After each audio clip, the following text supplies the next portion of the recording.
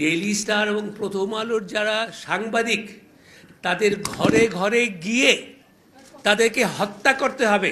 আপনারা জানি না দেখেছেন। সো এটা যে একটা কাকতালীয় ঘটনা ঘটেছে তা না, এটা মার্ডারাস। আরেকটা কথা বলতে চাই, প্রথম দিনে আমি এটা অত সচেতন ছিলাম না। আমার প্রায় 25-26 জন সহকর্মী তারা ছাদে আটকে পড়েছিলেন।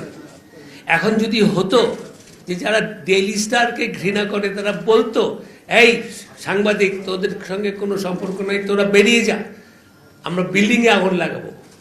সেই 26-27 জন ছাদে আটকে ছিল এবং ফায়ার ব্রিগেডকে আসতে দেওয়া হয় নাই। এটার মানে কি? They didn't only want to burn the building, they wanted to murder the staff of Daily Star. So we have entered, এটা ফখরুল ভাই খুব সুন্দরভাবে বললেন যে we have not only to just react, stand together, but we have to respond. We have entered into an era of murder. মত প্রকাশ তো অনেক দূর হয়ে গেছে, এখন বেঁচে থাকার অধিকারের ব্যাপারে এসেছে। আপনারা এখানে, আপনাদের সঙ্গে আমরা আছি, আমাদের সঙ্গে আপনারা থাকবেন। ধন্যবাদ।